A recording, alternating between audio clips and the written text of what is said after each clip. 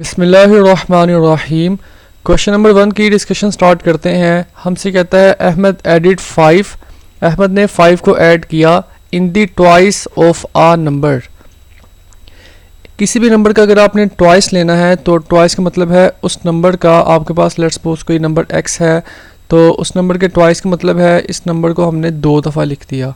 ठीक है, तो x प्लस एक्स क्या हो जाएगा, 2x हो जाएगा। तो किसी भी नंबर का ट्वाइस क्या होता है, आपके पास 2 टाइम्स होता है।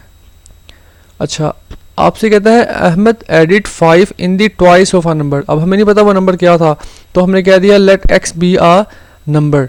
तो हमने यहाँ लिखा लेट x बी आ नंबर।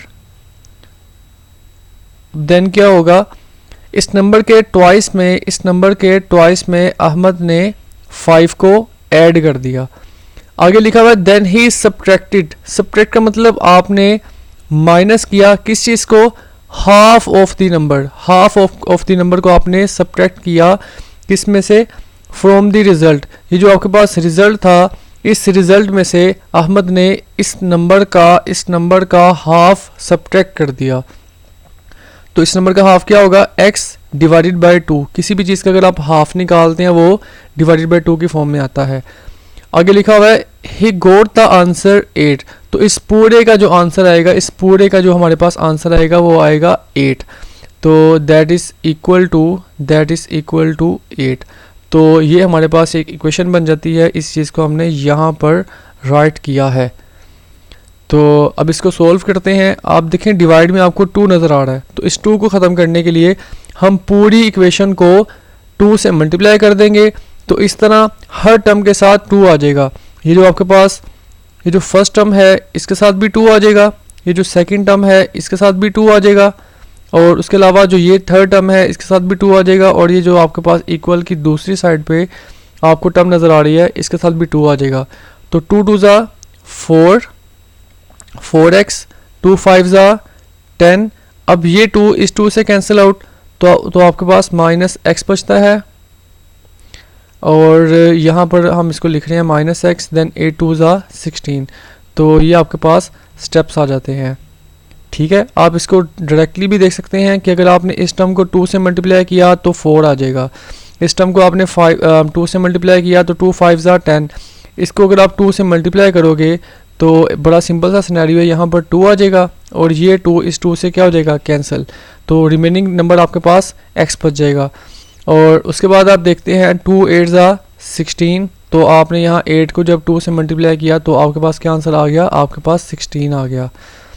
ओके जी, अब नेक्स्ट इसको सोल्व करते हैं। तो आप देखें 4x माइनस एक्स, क्या आंसर आएगा इसका, 3x। 4x minus x 3x हो जाएगा। और उसके बाद आप देखेंगे ये प्लस 10 है, वहाँ जाकर क्या हो जाएगा, माइनस 10। तो 16 यहाँ था तो ये वैसे का वैसे ही रहेगा। प्लस 10 वहाँ जाकर माइनस 10 हो जाएगा। 16 माइनस 10 6 हो जाएगा। अब देखें 3 यहाँ पर मल्टीप्लाई है तो 3 वहाँ जाकर डिवाइड हो जाएगा। लाइक 3x इक्वल टू 6 है, तो 6 डिवाइडेड बाई 3 आपके पास क्या आंसर आ जाएगा, 2। तो जो रिक्वायर्ड नंबर था वो नंबर क्या था, वो नंबर हमारे पास 2 था। तो इस तरीके से हमने क्वेश्चन नंबर 1 को सोल्व कर दिया। क्वेश्चन नंबर 2 में आपसे कहता है इफ़ वी ऐड 3। आपने 3 को ऐड किया। अब किस चीज़ में ऐड किया, ये देखें आपने यहाँ पर 3 को ऐड कर दिया। Add in the half of a number. आपके पास एक नंबर था, हमने कहा let x be a number. हमने x को एक नंबर कंसीडर कर दिया। अब इस नंबर का हमने लिया हाफ, तो इस नंबर का हाफ क्या बनेगा, x बाय 2। इस नंबर के हाफ में हमने 3 को ऐड कर दिया। अब आगे कहते हैं we get the same result. इस पूरे का आंसर सेम आएगा। आगे पढ़ें ज़रा, we subtract 1 from the quarter of a number. Quarter क्या होता है, अगर आपके पास एक नंबर x है तो इसका अगर आपने क्वार्टर निकालना है तो इस नंबर को आप 4 पे डिवाइड कर देते हैं। अगर आपके पास कोई भी नंबर है, आपने उसका क्वार्टर निकालना हो तो आप उस नंबर को हमेशा 4 पे डिवाइड करते हैं। अगर आपने उसका हाफ निकालना हो तो आप उसको 2 पे डिवाइड करते हैं। क्वार्टर का मतलब है कि आपने उसका 1/4 उसका 25% निकालना है। ठीक है, लाइक अगर आपके पास 1000 है तो 1000 का अगर आप 25% निकालना चाहते हैं तो वो 250 250 आता है। तो इस तरीके से आप 1000 का क्वार्टर निकाल लेते हैं। तो आपके पास कोई भी नंबर हो, अगर आपने उसका क्वार्टर निकालना है तो आप उस नंबर को किस पे डिवाइड करते हैं, आप 4 पे डिवाइड करते हैं। कहता है वी सब्ट्रैक्ट 1, आपने 1 को सब्ट्रैक्ट कर दिया किस में से, from the quarter of the number. Number आपके पास क्या था x, तो आपने x के क्वार्टर में से 1 को सब्ट्रैक्ट कर दिया और शुरू में आपने ऐड किया था 3 को किस में, हाफ ऑफ द नंबर में। और यहाँ पर आपसे कहता है we get the same result. Same result का मतलब है कि इन दोनों का जो आंसर होगा वो सेम होगा, तो हमने यहाँ पर इक्वल का साइन यूज़ कर लिया। तो अब हम इसको सोल्व करने जा रहे हैं। यहाँ डिवाइड में आपको 2 नज़र आ रहा है, यहाँ आपको डिवाइड में 4 नज़र आ रहा है। तो जो डिवाइड में नंबर्स हैं, अगर आप इनका एलसीएम लेते हैं तो 2 1 ज़ा 2, 2 2 ज़ा 4, देन 2 1 ज़ा 2। अगर आप 2 को 2 से मल्टीप्लाई करेंगे तो आपके पास जो आंसर आता है 2 मल्टीप्लाई बाई 2, ये आपके पास 4 आता है। अब जो आपके पास एलसीएम होगा, आपने एलसीएम के साथ इस पूरी इक्वेशन को मल्टीप्लाई करना है। तो मल्टीप्लाई करने का आपके पास सिंपल वे ये है कि आप हर टर्म को 4 से मल्टीप्लाई कर दें। जब आप इस टर्म को 4 से मल्टीप्लाई करेंगे तो आप देखें 2 1 ज़ा 2, 2 2 ज़ा 4, तो आपके पास क्या आ जाएगा, आपके पास 2x आ जाएगा। उसके बाद जब आप सेकंड टर्म को 2 से मल्टीप्लाई करेंगे तो 4 से मल्टीप्लाई करेंगे तो 4 3 ज़ा 12 हो जाएगा। अच्छा, उसके बाद अगर आप इस टर्म को 4 से मल्टीप्लाई करेंगे तो 4 4 से कैंसिल आउट हो जाएगा और आपके पास x आ जाएगा। और उसके बाद अगर आप लास्ट वाली टर्म को 4 से मल्टीप्लाई करेंगे तो 1 4 ज़ा 4 आ जाएगा। उसके बाद आप क्या करते हैं, आप x वाली टर्म्स को एक साइड पे कर लेते हैं और नंबर्स, ये जो आपके पास 12 और 4 ये नंबर्स हैं, इनको आप एक साइड पे कर लेते हैं। तो बहुत आसान सिनेरियो है, ये +12 है, ये वहाँ जाकर क्या हो जाएगा -12, तो -4 और -12 आपने ये वाला स्टेप इस तरीके से कर लिया। और उसके बाद देखें ये x यहाँ पर मौजूद है, +x है, ये इक्वल की दूसरी साइड पे जाके क्या हो जाएगा, -x। तो इस तरीके से हमने +x को जब लेफ़्ट साइड पे शिफ्ट किया तो ये हमारे पास -x बन जाएगा। ठीक है, आप यहाँ पर इस स्टेप को देखें, 2x + 12 इक्वल टू x -4, ये +x था, वहाँ जाकर -x हो जाएगा, तो ये 2x -x। और सिमिलरली आपके पास -4 था, ये +12 वहाँ जाकर -12 हो जाएगा। और देन आप देखते हैं 2 में से 1 निकल, जब आप सब्ट्रैक्ट करते हैं तो आपके पास आंसर आएगा 1x, या आप इसको जस्ट x लिख लें। और फिर आप देखें 2x - x, x आ जाएगा, -4 -12 -16 आ जाएगा, -4 -12 -16 आ जाता है। और यही आपका रिज़ल्ट है। तो आपने वो रिक्वायर्ड नंबर को फाइंड आउट कर लिया। नेक्स्ट आपके पास क्वेश्चन नंबर 3 है। क्वेश्चन नंबर 3 में आपसे कहता है the sum of 2 numbers is 5। अगर आपके पास 2 नंबर, हम कहते हैं let a number x and another number is y, तो अगर आप इन 2 नंबर्स को ऐड करते हैं, इनका सम लेते हैं, तो आंसर किसके बराबर आएगा, आंसर बराबर आएगा 5 के। आगे लिखा हुआ है एंड देयर डिफरेंस, और इनका जो डिफरेंस है वो क्या है, वो 1 का डिफरेंस है। अगर आपके पास एक नंबर x है, एक नंबर y है, अगर आप ऐड करते हो तो आंसर आता है 5। और अगर आप यही 2 नंबर्स को सब्ट्रैक्ट करते हो, डिफरेंस का मतलब इनमें कितना डिफरेंस है, ठीक है, कितना इनमें फ़र्क है, तो फ़र्क इनमें कितने का है, 1 का डिफरेंस है इनमें, तो हम इसको डिफरेंस को सब्ट्रैक्ट की फॉर्म में लिखते हैं। तो अब हम इन 2 इक्वेशंस को सॉल्व करते हैं। तो आपने 6.9 में एक्सरसाइज में देखा होगा कि इसको हम कैसे सॉल्व करते हैं। अगर आप इन दोनों को ऐड कर देते हैं तो +y -y कैंसिल आउट हो जाता है, और y + y y से कैंसिल हो जाएगा, x + x आपके पास 2x हो जाएगा, 5 + 1 आपके पास 6 हो जाएगा। इस साइड पे आपने 5 और 1 को ऐड कर दिया जो कि आपके पास 6 हो जाएगा। अब 2 मल्टीप्लाई वहाँ जाकर डिवाइड होगा, तो ये आपके पास आंसर आ जाएगा 6/2 दैट इज़ इक्वल टू 3। अब x की ये वैल्यू आप जिस मर्जी इक्वेशन में पुट कर दें, हम यहाँ पर इसको इक्वेशन नंबर 1 में पुट कर रहे हैं जो कि आपके पास x + y थी। आपने यहाँ पर x की जगह क्या पुट कर दिया, आपने 3 पुट कर दिया, और +3 है वहाँ जाकर -3 हो जाएगा, और 5 - 3 आपके पास क्या आता है, ये आपके पास 2 आता है। तो इस तरीके से आपने दोनों नंबर्स फाइंड कर लिए। जो फर्स्ट नंबर था आपके पास वो x आ गया, और जो सेकंड नंबर था वो आपके पास y आ जाता है। तो इस तरीके से आप इस क्वेश्चन को कंप्लीट कर लेते हैं। नेक्स्ट आपके पास क्वेश्चन नंबर 4 है। क्वेश्चन नंबर 4 को अब हम करना स्टार्ट करते हैं। कहता है the difference of two numbers is 4। Difference का मतलब अभी हमने डिस्कस किया है कि अगर हम इन दो नंबर्स का डिफरेंस लेते हैं, ठीक है, सब्ट्रैक्शन लेते हैं, तो हमारे पास आंसर क्या आ रहा है 4। आगे लिखा हुआ है the sum of twice of one number. पहले नंबर जो पहला नंबर x था, इसका अगर आप लेते हैं ट्वाइस, ट्वाइस का मतलब 2 टाइम्स। सम की बात कर रहा है तो आपने इनको क्या करना है, ऐड करना है। किसको ऐड करना है, सम करना है आपने किसका, ट्वाइस ऑफ वन नंबर, एक नंबर का ट्वाइस, और 3 टाइम्स ऑफ अनदर नंबर। और जो आपने करना है दूसरा नंबर है उसका आपने 3 टाइम्स लेना है, तो ये आपके पास 3y बन जाएगा। और कहता है इसका जो आपके पास आंसर है वो 43 के बराबर है। इसका जो आंसर है वो किसके बराबर है, 43 के। तो इस तरीके से आपने ये दो इक्वेशंस को बिल्डअप कर दिया। हमने इक्वेशन नंबर 1 लिख दी और इक्वेशन नंबर 2 लिख दी। यहाँ पर ये आपके पास इक्वेशंस आ जाती हैं। और अब आपने इसको साइमल्टेनियसली सोल्व करना है। तो इसको सोल्व करने का एक बेहतरीन तरीकाकार है कि या तो आप x के कोफिशिएंट सेम बना लेते हो या तो आप y के। तो यहाँ देखें x का कोफिशिएंट आपके पास 2 है, लेकिन यहाँ पर x का कोफिशिएंट आपके पास 1 है। तो आपने यहाँ पर कोफिशिएंट 2 बनाने की कोशिश करनी है। तो 2 बनाने के लिए हम क्या करेंगे, इस पूरी इक्वेशन को हम किससे मल्टीप्लाई कर देंगे, हम इस पूरी इक्वेशन को 2 से मल्टीप्लाई कर देंगे। तो जब हम इसको 2 से मल्टीप्लाई करेंगे तो 2 मल्टीप्लाई बाय x 2x हो जाएगा। और फिर जब हम 2 मल्टीप्लाई बाय y करेंगे तो 2y हो जाएगा। और उसके अलावा जब 2 मल्टीप्लाई बाय 4 करेंगे तो क्या हो जाएगा, 8 हो जाएगा। अब हम इन स्टेप्स को आगे फर्दर सोल्व करते हैं। तो आप देखें ये आपके पास इक्वेशन 2 बन गई है और ये न्यू इक्वेशन आपके पास जो है इसको आपने नाम दे दिया 3 का। अगर आप इन दोनों को सब्ट्रैक्ट करते हैं तो सब्ट्रैक्ट करने का एक सिंपल वे ये होता है कि आप देखें आपने इस इक्वेशन को नीचे लिखा हुआ है, तो इस इक्वेशन में जो आपके पास टर्म्स है आप इनके साइन चेंज कर देंगे। तो जब आप साइन चेंज करेंगे तो ये प्लस वाली टर्म क्या हो जाएगी, आप इसको माइनस कर देंगे। तो यहाँ देखें आप इसको माइनस कंसीडर कर रहे हैं। और उसके अलावा आपके पास ये जो माइनस वाली टर्म थी आप इसको प्लस कर देंगे। तो यहाँ पर आप इसको प्लस कंसीडर कर रहे हैं, यहाँ पर आप इसको माइनस कंसीडर कर रहे हैं। और सिमिलरली आपके पास यहाँ पर +8 था तो नीचे ये क्या हो जाएगा, -8 हो जाएगा। तो अब हम इसको सोल्व करते हैं। ये माइनस हो जाएगा साइन चेंज हो गए, और -2y + 2y हो जाएगा, +8 -8 हो जाएगा। ठीक है, तो जब आप सब्ट्रैक्ट करते हैं तो जो आपके पास नीचे इक्वेशन लिखी होती है इस इक्वेशन के आप साइंस को चेंज कर देते हैं।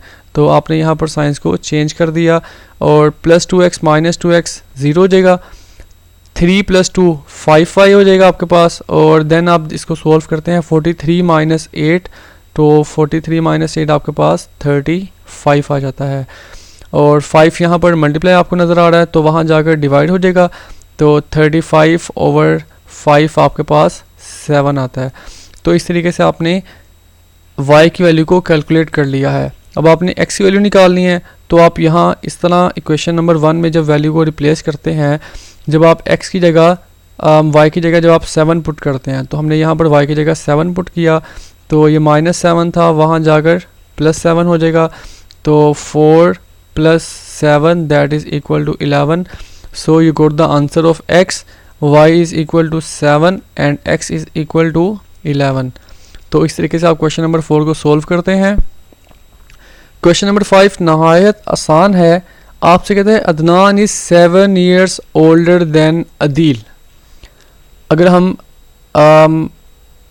अदनान की बात करते हैं ना, तो कहता है अदनान आपके पास 7 साल बड़ा है। कितने साल बड़ा है, 7 साल बड़ा है। और जो आपके पास अदील है वो छोटा है। अगर इसकी एज 1 होगी तो इसकी एज कितनी होगी, 7। और अगर इसकी एज 2 होगी तो अदनान इज 7 years, हाँ 7 years ओल्डर देन, ठीक है। अगर इसकी एज 1 year होगी तो इसकी एज कितनी होगी, 8। क्यों बोला, क्योंकि 7 + 1 आपके पास क्या होता है, 8। मतलब कि आपके पास ये दो बॉयज़ हैं, ठीक है। जो आपके पास अदील है वो छोटा है, ये आपके पास अदील है। और ये आपके पास क्या है, ये आपके पास जो है एहसन है। तो जो एहसन है अदनान, एक मिनट, अदनान जो है इस 7 years ओल्डर देन अदील। जो अदील है वो छोटा है और यहाँ पर इसका नाम एहसन नहीं बल्कि अदनान है, अदनान। तो जो हमारे पास अदनान है वो बड़ा है। समझ लो कि 2 बॉयज़ हैं, एक जो है वो छोटा है एक और एक बड़ा है। जो छोटा है तो अगर उसकी एज हम 2 करते हैं तो बड़े वाले की एज क्या हो जाएगी 9 हो जाएगी। अगर हम छोटे वाले की एज 3 करते हैं तो बड़े वाले की एज क्या हो जाएगी 3 + 7 10 हो जाएगी। मतलब कि दोनों की जो एज में डिफरेंस है वो 7 ईयर्स का है। एक 7 साल बड़ा बच्चा है और एक छोटा है। तो इस तरीके से जो अदनान है उसकी एज ज़्यादा होगी और जो अदील है उसकी एज कम होगी। तो हमें नहीं पता इनकी एज एक्चुअल में भी है क्या। तो हम सबसे पहले ये करते हैं कि हम यहाँ पर कहते हैं let x equal to the age of Adeel. हम अदील की एज को x कह देते हैं और हमें पता है जो अदनान है वो 7 साल बड़ा है। तो अदील की जो भी एज होगी उसमें हम 7 को ऐड कर देंगे। तो अदील की अगर एज x हम कहते हैं तो अदनान की एज ऑब्वियसली क्या हो जाएगी x + 7 हो जाएगी, क्योंकि ये 7 साल बड़ा है। अदील की एज को हमने x कह दिया तो इसकी एज ऑटोमेटिकली क्या हो जाएगी x + 7 हो जाएगी। तो आगे आपसे कहता है find their ages when 1/4 of Adnan age. Adnan की एज आपके पास क्या है, अदनान की एज आपके पास है x + 7। x + 7 का आपने क्या लेना है 1/4 लेना है। तो आप x + 7 को डिवाइड कर दोगे 4 से। तो कभी भी आपने किसी नंबर का 1/4 लेना हो तो आप उसको किस पे डिवाइड करते हैं, आप उसको 4 पे डिवाइड करते हैं। तो यहाँ आपसे कहता है कि आप find their ages when 1/4 of Adnan age. आपने अदनान की एज का 1/4 ले लिया यहाँ पर इस तरीके से। और आगे आपसे कहता है इस इक्वल, ये चीज़ है इक्वल है, किसके इक्वल है ये 1/2 ऑफ आपके पास अदील एज। इसके आगे स्टेटमेंट ये आप बुक से भी देख सकते हैं। आगे स्टेटमेंट ये है कि अगर आप अदील की एज का 1/2 लेते हैं तो वो चीज़ इक्वल होती है किसके, अदनान की एज का 1/4। तो अब हम इसको सोल्व करते हैं। आप देखें यहाँ पर ये 4 डिवाइड है। अब हम इसको क्रॉस मल्टीप्लाई कर रहे हैं। ये आपके पास एक इक्वल का साइन है। आप इसको ऐसे भी कर सकते हैं कि आप दोनों साइड्स को 4 से मल्टीप्लाई कर दो और यहाँ अगर आप इसको क्रॉस मल्टीप्लाई करते हो 4 डिवाइड है, 4 वहाँ जाकर मल्टीप्लाई हो जाएगा तो ये आपके पास 4x बन जाएगा। और सिमिलरली 2 डिवाइड है तो 2 वहाँ जाकर मल्टीप्लाई होगा, 2 फर्स्ट एलिमेंट के साथ मल्टीप्लाई होगा तो 2 × x 2x हो जाएगा। 2 जब सेकंड एलिमेंट के साथ मल्टीप्लाई होगा तो 2 7 14 बन जाएगा आपके पास। तो इस तरीके से आप क्रॉस मल्टीप्लाई कर रहे हैं इसको। और ये देखें +2x है तो ये वहाँ जाकर आपके पास क्या हो जाएगा -2x। तो 4 में से जब आप 2 निकालते हैं तो आपके पास क्या आ जाता है आंसर 2 आता है। और ये आपके पास 14 है, 2 मल्टीप्लाई है वहाँ जाकर डिवाइड हो जाएगा। 14/2 आपके पास क्या आता है 7 आता है। तो इस तरीके से आपने अदील की एज निकाल ली है। अदील की एज क्या थी 7 थी। तो अदील की एज आपके पास x थी तो आपने x की जगह 7 पुट कर दिया क्योंकि अभी आपने x की वैल्यू निकाली है 7। और जो अदनान की एज थी वो x + 7 थी। तो अदनान की एज अगर आपके पास x + 7 है आप x की वैल्यू पुट करें, x की जगह आपने 7 पुट किया तो 7 + 7 आपके पास क्या आ जाएगा 7 + 7 आपके पास 14 आ जाएगा। तो इस तरीके से आपने क्वेश्चन को सोल्व कर दिया। आपके पास जो अदील है वो छोटा है और जो अदनान है वो बड़ा है। अगर इसकी एज 1 है तो इसकी एज आपके पास 7 साल ज़्यादा होगी तो इसकी एज 8 हो जाएगी, ठीक है। और सिमिलरली अगर इसकी एज 2 है तो इसकी एज आपके पास 2 + 7 9 हो जाएगी। और सिमिलरली अगर इसकी एज 3 है तो इसकी एज 10 हो जाएगी। इस तरह आपके पास काफ़ी पॉसिबिलिटीज़ थी। तो जब आपको श्योर नहीं होता तो आप इस तरीके से काम करते हैं, आप इसकी एज को x कोई नंबर दे देते हैं। तो इसकी एज 7 साल ज़्यादा करने के लिए हम यहाँ पर 7 को ऐड कर देंगे। तो इस तरीके से इन दोनों की एजेस हमारे पास आ जाती हैं। तो नेक्स्ट हम चलते हैं क्वेश्चन नंबर 6 की तरफ। क्वेश्चन नंबर 6 में आपसे कहता है 5 years ago, 5 साल पहले की बात है कि एहसन की जो एज थी वो 7 टाइम्स थी किसके साथ, शकील की एज के साथ। तो यहाँ पर इस क्वेश्चन को करने के लिए ना आपने अपने जहन में ना एक स्केच रखना है पास्ट का, प्रेजेंट का और फ्यूचर का। अब 5 साल पहले की बात कर रहे हैं, प्रेजेंट से 5 साल पहले की बात कर रहे हैं। तो अभी हम फिल वक्त जो डिस्कशन कर रहे हैं वो पास्ट में कर रहे हैं, ठीक है। पास्ट में आपसे ये कहता है, जब हम पास्ट में बात कर रहे हैं तो पास्ट में आपसे ये कहता है कि जो एसेंस एज थी वो 7 टाइम्स थी किसके, शकील की एज के। अब हमें क्या पता शकील की एज क्या होगी, तो हमने कह दिया let Shakeel's age is x। तो हमने शकील की एज को x कह दिया, ठीक है। 5 साल पहले जो शकील की एज थी वो हमें नहीं पता तो हमने शकील की एज को x कह दिया।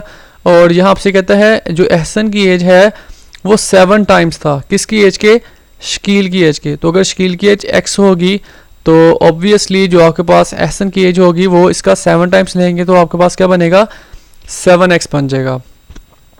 आगे आपसे ये कहता है कि but after 3 years Ahsan's age will be 4 times of Shakeel age. अच्छा, यहाँ पर अगर आप गौर से थोड़ी सी बात समझते हैं ना, तो आपसे पहले जो डिस्कशन कर रहा था वो पास्ट की कर रहा था, ठीक है, 5 साल पहले की बात कर रहा था। तो हमने जो पास्ट में इनकी जो एज रखी थी ना, पास्ट में इनकी जो एज रखी है वो हमने रखी है x और 7x। तो पास्ट से प्रेजेंट में आने के लिए हमें 5 साल आगे जाना पड़ेगा। तो 5 साल जब हम आगे जाएंगे तो शकील की एज पहले x थी, तो इसकी एज क्या हो जाएगी x + 5 हो जाएगी। इसकी एज में 5 ईयर्स का इजाफा हो जाएगा। सिमिलरली 5 साल बाद की बात कर रहे हैं तो एहसन की एज में भी 5 ईयर्स का एडिशन हो जाएगा। तो दोनों की एज में हमने 5 को ऐड कर दिया, तो अब हमारे पास प्रेजेंट केस आ गया, ठीक है।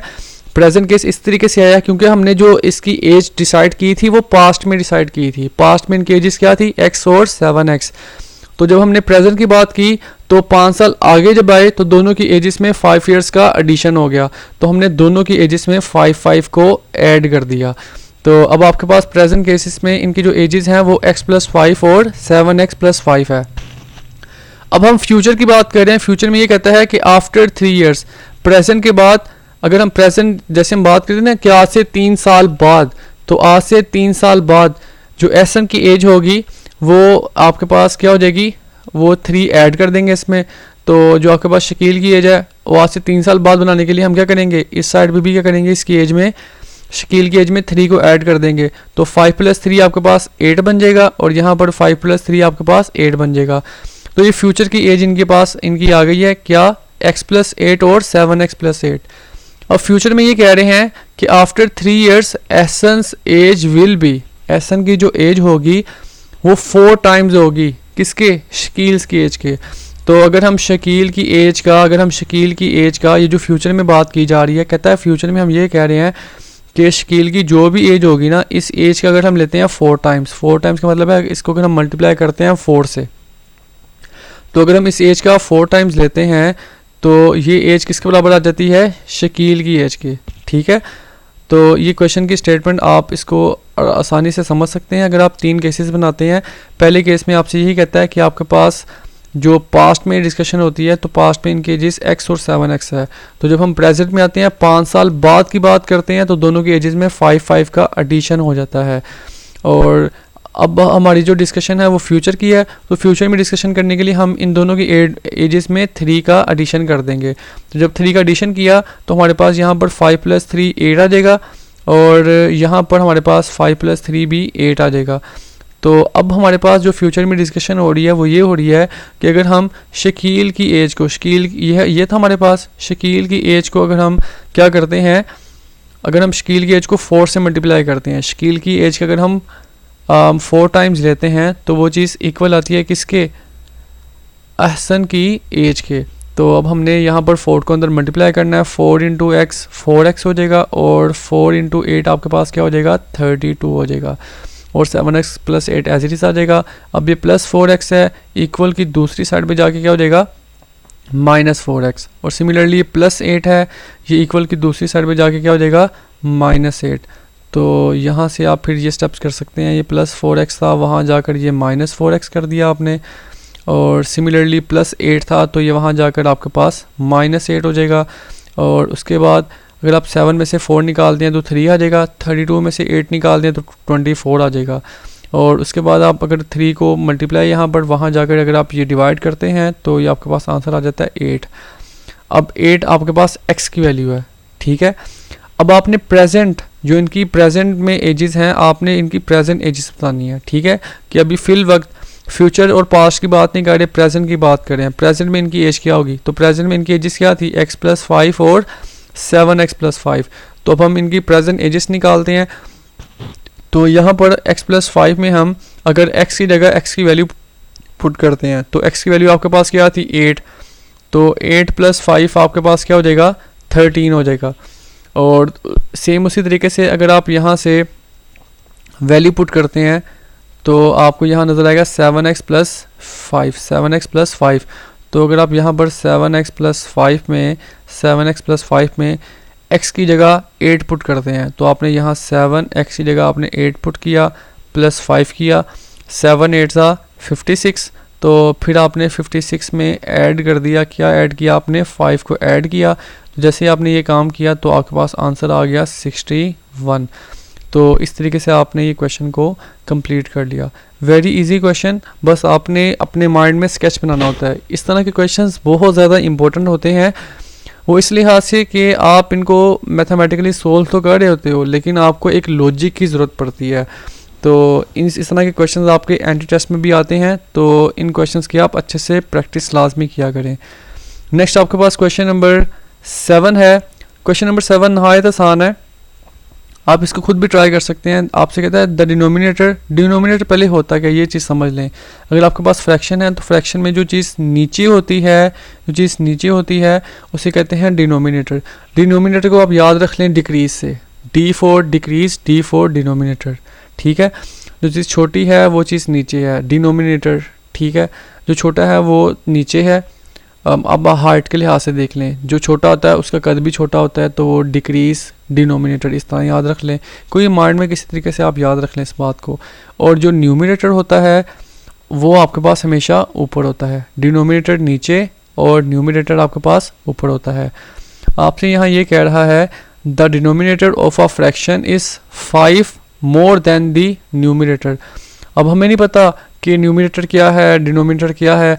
हम कहते हैं कि अगर आपके पास न्यूमिनेटर x है, न्यूमिनेटर कुछ भी कोई नंबर है, तो हमने उसको कह दिया x। अब अननोन नंबर था, नई आइडिया, तो आप इसको लेट कर लेते हैं कि जो आपके पास न्यूमिनेटर है वो कोई x है। आपसे कहते हैं जो डिनोमिनेटर है वो 5 मोर देन द न्यूमिनेटर है। न्यूमिनेटर जो भी होगा, जो डिनोमिनेटर होगा वो उससे 5 मोर देन होगा, तो डिनोमिनेटर किस टाइप का आ जाएगा, x+5 आ जाएगा, ठीक है। जो भी आप न्यूमिनेटर डिसाइड करते हो, डिनोमिनेटर उससे 5 मोर देन होगा। तो हम क्या करेंगे, मोर देन करने के लिए हम न्यूमिनेटर में 5 ऐड करेंगे और वो चीज़ बन जाती है आपकी डिनोमिनेटर। अब आगे आपसे ये कहता है but if we subtract 2 from the numerator, अगर हम यहाँ से अब न्यूमिनेटर से भी और डिनोमिनेटर से भी, आपसे ये कह रहा है if we subtract 2 from numerator and denominator, and का मतलब है दोनों से सब्ट्रैक्ट करना है। तो हम यहाँ पर क्या करते हैं, यहाँ पर हम सब्ट्रैक्ट करते हैं 2 को, ठीक है। न्यूमिनेटर से भी सब्ट्रैक्ट कर दिया और हमने डिनोमिनेटर से भी सब्ट्रैक्ट कर दिया। कहता है वी गेट द आंसर्स 1/6, तो इस चीज़ का आंसर आएगा आपके पास 1/6। अब हम इस चीज़ को सोल्व करते हैं, तो इसको देखें x - 2 एज इट इज आ जाएगा। 5 - 2 आपके पास क्या होता है, 3 होता है, तो 5 - 2 आपके पास 3 आ गया। देन आप इसको सोल्व करते हैं, क्रॉस मल्टीप्लाई करेंगे, 6 डिवाइड है तो 6 वहाँ जाकर मल्टीप्लाई हो जाएगा, और उसके बाद 6 वहाँ जाकर मल्टीप्लाई हो जाएगा, तो 6 × x आपके पास 6x हो जाएगा, और 6 × 2 आपके पास 6 2 ज़ा 12 हो जाएगा। और उसके बाद आप देखें x+3 डिवाइड था, वहाँ जाकर 1 से जब मल्टीप्लाई होगा तो दोबारा x+3 ही आ जाएगा। और फिर आप देखें ये +x है, ये वहाँ जाकर क्या हो जाएगा, -x हो जाएगा। तो यहाँ पर आपने इसको -x लिख दिया। और ये -12 है, ये वहाँ जाकर +12 हो जाएगा। तो फिर हम देखते हैं 12 + 3 आपके पास 15 होता है, 6 में से 1 निकालें तो आपके पास 5 होता है।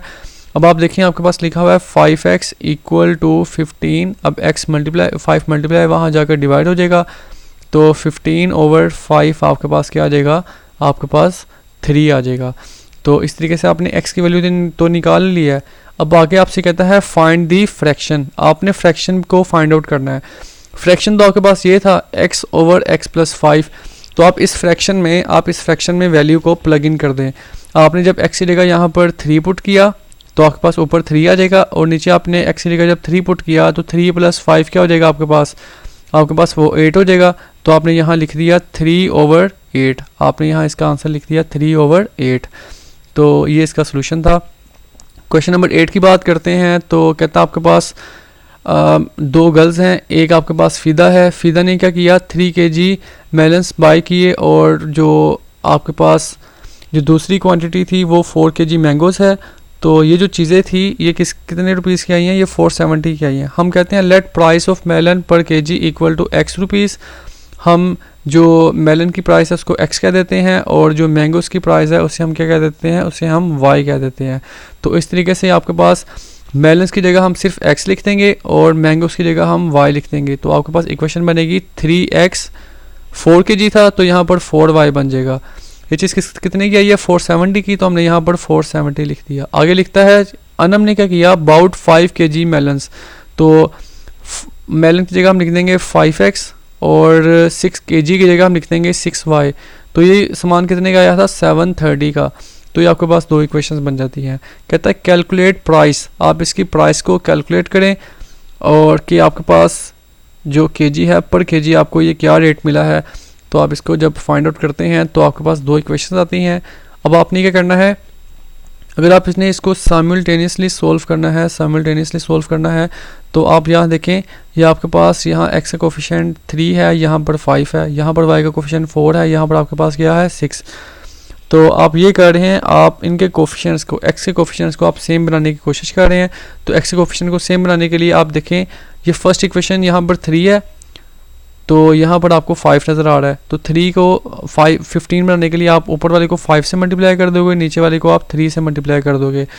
तो इस पूरी इक्वेशन को आप किससे मल्टीप्लाई करोगे, ऊपर वाली पूरी इक्वेशन को जब आप 5 से मल्टीप्लाई करोगे तो 5 3 ज़ा 15 आ जाएगा, 5 4 ज़ा आपके पास 20 आ जाएगा और 5 इंटू 470 आपके पास 2350 आ जाएगा।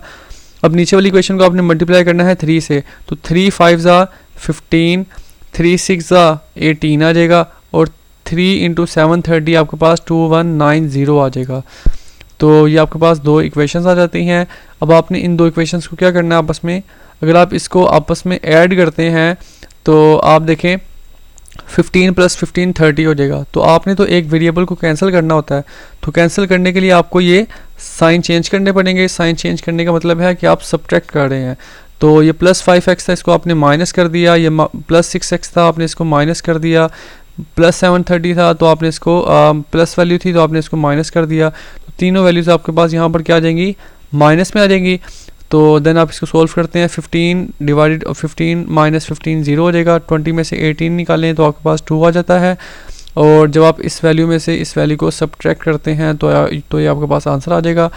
2 मल्टीप्लाई है, 2 वहाँ जाकर डिवाइड हो जाएगा, तो 2y = 160 और 2 मल्टीप्लाई वहाँ जाकर जब हमने इसको डिवाइड किया तो 160/2 आपके पास क्या हो जाएगा, 80 आ जाएगा। तो 80 किसकी प्राइस है, बेसिकली y की। तो हमने यहाँ पर जो y को नाम दिया हुआ था ये आपके पास 80 बन गया है। और फिर आप देखें कि आपके पास जो y की वैल्यू है वो 80 है। अब आपने x की वैल्यू को निकालना है तो x की वैल्यू आप इजीली फाइंड आउट कर सकते हैं। आप y की वैल्यू ये फर्स्ट इक्वेशन में पुट कर दें, तो आप यहाँ पर जब y की जगह 80 पुट करेंगे तो 4 × 80 आपके पास 470 हो जाएगा, प्लस 470 है, वहाँ जाकर आपके पास ये -470 हो जाएगा और ये आपके पास आंसर आ जाएगा 150। 3 मल्टीप्लाई है, वहाँ जाकर जब डिवाइड करेंगे तो 150/3 आपके पास 50 आंसर आ जाता है। तो आपने x की वैल्यू भी निकाल ली है, y की वैल्यू भी निकाल ली है। तो प्राइस ऑफ मेलन्स पर केजी आपके पास 50 रुपीज़ आ जाता है और प्राइस ऑफ मैंगोस पर केजी आपके पास 80 रुपीज़ आ जाता है। क्वेश्चन नंबर 9 की बात करते हैं। कहता है आपके पास cost of 2 footballs and 10 baskets best basketball is 2300। तो आप जो फुटबॉल्स हैं उसको आप नाम दे देते हो x का जो उसकी प्राइस है, और जो प्राइस ऑफ बास्केटबॉल है आप उसको नाम दे देते हो y का। तो 2x + 10y बन जाएगा जो कि 2300 के बराबर होगा। और सिमिलरली आगे लिखा हुआ है 7x + 5y। यहाँ पर आपके पास 7 था तो आपने इसको x कह दिया और आगे आपके पास बास्केटबॉल है तो आपने इसको y कह दिया। तो ये आपके पास दो इक्वेशन बन जाती हैं। अब आप इसको दोबारा फिर साइमल्टेनियसली सोल्व करना चाहते हैं तो आप यहाँ देखें, फर्स्ट इक्वेशन को आप 7 से मल्टीप्लाई कर दें, 2 7 ज़ा 14 बन जाएगा। और सेकंड इक्वेशन को आप 2 से मल्टीप्लाई करें तो 2 7 ज़ा 14 बन जाएगा। तो दोनों के कोफिशिएंट सेम बन जाएंगे। तो यहाँ से 2 7 ज़ा 14 और फिर 7 10 ज़ा 70 बन जाएगा आपके पास। और अच्छा यहाँ पर एक मिनट, यहाँ पर ना x के कोफिशिएंट जो कंपेयर नहीं करें हम, यहाँ पर y के कोफिशिएंट अगर कंपेयर करते हैं वो तो ज़्यादा आसान होगा। कैसे भला, यहाँ देखिए आपको 10 नज़र आ रहा है और यहाँ पर 5 नज़र आ रहा है। तो अगर आप यहाँ पर 5 को 2 से मल्टीप्लाई करते हैं तो 10 बन जाएगा, y के कोफिशिएंट सेम आ जाएंगे। तो y के कोफिशिएंट सेम बनाने के लिए हम यहाँ पर सेकंड वाली को बस मल्टीप्लाई कर देते हैं 2 से। जब इसको 2 से मल्टीप्लाई करेंगे तो 7 2 ज़ा 14, 5 2 ज़ा 10, 2650 को जब 2 से मल्टीप्लाई करेंगे तो 5300 बन जाएगा। अब हम इन दोनों को सब्ट्रैक्ट कर रहे हैं, तो इनको जैसे ही हमने सब्ट्रैक्ट किया तो इन दोनों के साइन, नीचे वाली जो टर्म्स हैं इनके साइन चेंज कर देंगे। जो आपके पास प्लस वाली टर्म थी ये माइनस हो जाएगी और ये भी माइनस, और ये भी टर्म को हम माइनस कर देंगे। तो यहाँ पर आपके पास इन टर्म्स के साइन माइनस में आ जाएंगे क्योंकि हमने इसको सब्ट्रैक्ट करना है। और देन हमने यहाँ पर जब इसको लिखा तो यहाँ पर आपके पास इनके साइन जब चेंज हुए, 14 में से 2 निकाला तो 12 आ जाएगा, 10 10 से कैंसिल आउट। 5300 से जब आपने 2300 को सब्ट्रैक्ट किया तो 300 आपके पास आंसर आ जाएगा, 3000 आपके पास आंसर आ जाएगा। 12 को मल्टीप्लाई किया तो वहाँ जाके डिवाइड है, जब आप 3000 को आप डिवाइड करते हो 12 पे तो आंसर आपके पास 250 आ जाएगा। अब आप 250 की ये जो वैल्यू है ये आप किसी भी क्वेश्चन में पुट कर दें। हम इसको 1 में पुट करते हैं, तो यहाँ पर जब 250 लिखेंगे और 250 इंटू 2 आपके पास 500 बन जाएगा। और फिर आप देखें यहाँ पर 500 को जब हम माइनस करते हैं 2300 से, जब हम इक्वल की दूसरी साइड पे जाके इसको माइनस करवाते हैं तो 2300 माइनस 500 आपके पास 1800 आएगा। और 10 मल्टीप्लाई है, 10 वहाँ जाकर डिवाइड होगा तो 1800 डिवाइडेड बाई 10 आपके पास 180 आ जाएगा। तो इस तरीके से आपके पास दोनों वैल्यूज़ आ जाती हैं। आपके पास जो फुटबॉल की कॉस्ट है वो 250 रुपीज़ आ जाती है और आपके पास जो बास्केटबॉल की कॉस्ट है वो 180 रुपीज़ आ जाती है। तो अगर आपको आपको 6.9 का कंसेप्ट क्लियर है कि आप दो इक्वेशंस को कैसे सॉल्व करते हो, ठीक है, बाय एलिमिनेशन, ठीक है, बाय एलिमिनेशन मेथड करते हो आप, बाय कंपेयरिंग कोफिशिएंट, और आपके पास क्रॉस मेथड जो होता है। तो अगर आपको वो मेथड्स आते हैं तो आगे जैसी इक्वेशन बन जाती है आप आगे उसको इजीली सॉल्व कर पाते हो। अब क्वेश्चन नंबर 10 में आपसे कहता है if the numerator and the denominator of a fraction are increased by 1। आपके पास न्यूमरेटर है कोई, आपको नहीं पता क्या, आपने उसको x कह दिया। कोई डिनोमिनेटर है, आपको नहीं पता वो क्या वैल्यू, आपने उसको y कह दिया। इंक्रीज बाय 1 का मतलब है आपने ऊपर भी 1 ऐड कर दिया और नीचे भी आपने 1 ऐड कर दिया। कहता है द फ्रैक्शन बिकम्स 2/3। तो जो इसका आंसर आएगा वो क्या आ जाएगा, 2/3 आ जाएगा। इसका आंसर क्या आ जाएगा, 2/3 आ जाएगा। तो आगे आपसे कहता है if the numerator and denominator of the same fraction are decreased by 2। अगर आप इन दोनों में से 2 को डिक्रीज कर देते हैं, लाइक आपके पास डिनोमिनेटर और न्यूमरेटर आपके पास क्या था, जो आपके पास न्यूमरेटर था वो x था, डिनोमिनेटर आपके पास y था। अगर आप इसको डिक्रीज करते हैं 2 से तो इसका मतलब आपने ऊपर से भी 2 माइनस कर दिया और नीचे से भी आपने 2 माइनस कर दिया। कहता है इट बिकम्स 1/3। इसका आंसर 1/3 आएगा, तो हमने इसको लिख दिया 1/3। तो आपके पास दो केसेस आ गए हैं, एक केस को आपने 1 कह दिया, एक केस को आपने 2 कह दिया। अब यहाँ पर आप क्या कर रहे हैं, अब आप इसको क्रॉस मल्टीप्लाई करें, यहाँ पर क्रॉस मल्टीप्लाई करके आपके पास यहाँ पर इक्वेशन जो बनेगी वो इक्वेशन नंबर 3 बन जाएगी। और जब आप इनको क्रॉस मल्टीप्लाई करके सोल्व करेंगे तो यहाँ पर आपके पास इक्वेशन बन जाएगी जिसका नाम आएगा इक्वेशन नंबर 4। तो यहाँ पर आपके पास इक्वेशन नंबर 4 बन जाएगी यहाँ पर। तो अब आप देखें यहाँ पर आपके पास दो इक्वेशंस हैं, अगर आप इन दोनों को आपस में सब्ट्रैक्ट करते हैं, ठीक है, तो नीचे वाली टर्म्स के साइन क्या हो जाएंगे, चेंज हो जाएंगे। ये टर्म को आप इस इक्वेशन को आप ऊपर लिख रहे हैं और इस इक्वेशन को आप, ये जो आपने इक्वेशन नंबर 2 बनाई है यहाँ से, ये जो 3 बनाई है आपने, तो इसको आप नीचे लिख रहे हैं। तो इक्वेशन नंबर जो 3 है इसके आप साइन चेंज करेंगे। जब आप इसके साइन चेंज करेंगे तो प्लस 3x आपके पास माइनस 3x हो जाएगा और plus 2y minus 2y minus 1 वहाँ और आपके पास प्लस 1 बन जाएगा। जब आपने इनके साइन चेंज किए तो ये 3x से कैंसिल हो जाएगा और minus 2y plus y, minus 2y और प्लस y, ठीक है, माइनस प्लस माइनस, 2 में से 1 निकाले 1 आएगा और साइन बड़ी वैल्यू का तो माइनस y आ जाएगा। और 4 प्लस 1 आपके पास 5 बनेगा, ये माइनस y है, ये इक्वल की दूसरी साइड पे जाके क्या हो जाएगा, प्लस y हो जाएगा। तो इस तरीके से y का आंसर आपने क्या निकाल लिया, y का आंसर आपने प्लस 5 निकाल लिया। तो अब आप y की वैल्यू किसी में भी पुट कर सकते हैं। तो जब आपने y की वैल्यू को पुट किया तो यहाँ पर इक्वेशन नंबर 3 में पुट करें, ये आपके पास इक्वेशन नंबर 3 थी, आपने यहाँ पर y की जगह 5 पुट करना है। तो जब आप यहाँ पर y की जगह 5 पुट करेंगे यहाँ पर। तो 2 5 10, 10 में से जब आप 1 को सब्ट्रैक्ट करेंगे तो आंसर क्या आ जाएगा 9।